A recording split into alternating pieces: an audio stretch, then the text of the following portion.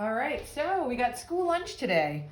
I told you guys that when we got home, I was going to do a challenge, and I'm challenging myself. So today's lunch was 2 packages of cheese, a package of apples, carrots, milk, a pear, and a pretzel.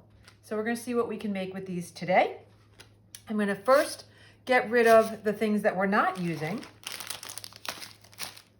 So for now, we're going to start out using the cheese and the milk from our lunch, okay? Now you're going to have a few extra ingredients at home, but a lot of these are pantry staples.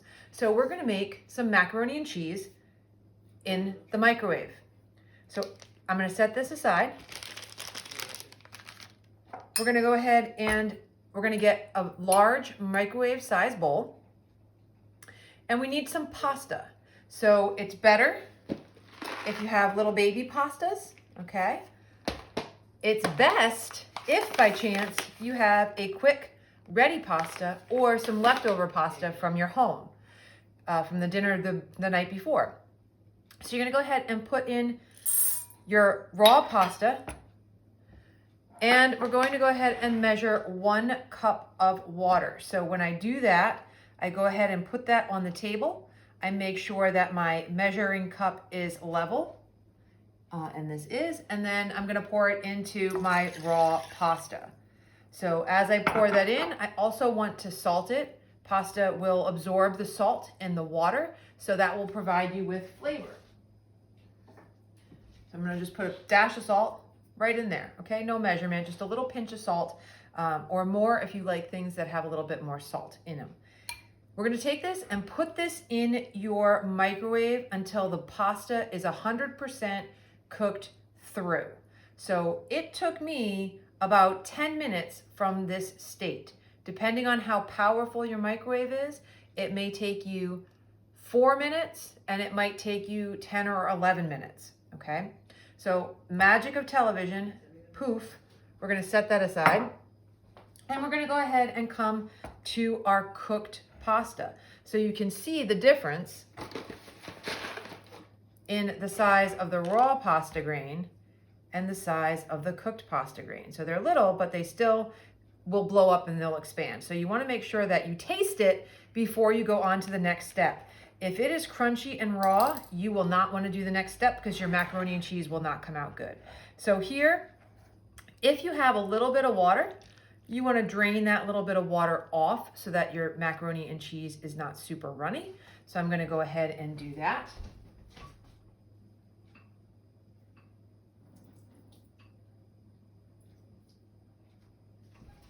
Okay, making sure that my bowl is clean. And then I'm going to go ahead and add in my remaining ingredients. So I got cheese in my school lunch. I'm going to add in the cheese. Now, if you have knife skills and you're allowed to use a knife, I would chop those up a little bit finer. I would prefer them a little finer. They're a little bit big, but that's what we got. That's what we're going to use. So we're going to use packages, and we're going to use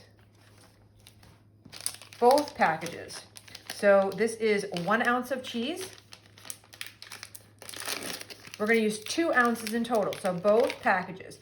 If you have sliced American cheese, shredded cheese works really well. American is the best. That's what we know and what we're used to. And we go ahead and use that.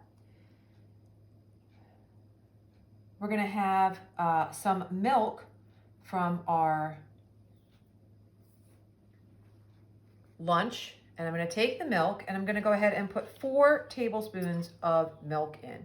So when I measure, I'm not going to measure over my bowl in case I spill it. I'm going to use a clean measuring cup that's just had water in it.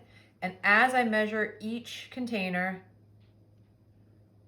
serving 1 tablespoon at a time, and I add it in. If you have a measuring cup that actually will measure your tablespoons, you can go ahead and do that too. That's totally fine. So 4 tablespoons of milk, and look at that, you got some left over to actually eat with your macaroni, or to drink with your macaroni and cheese. And then lastly, most people do have this in your cabinet, and that is cornstarch. So I've got a half a teaspoon of cornstarch. You want to kind of bind it up, otherwise it's going to be pretty soupy. And mix that in.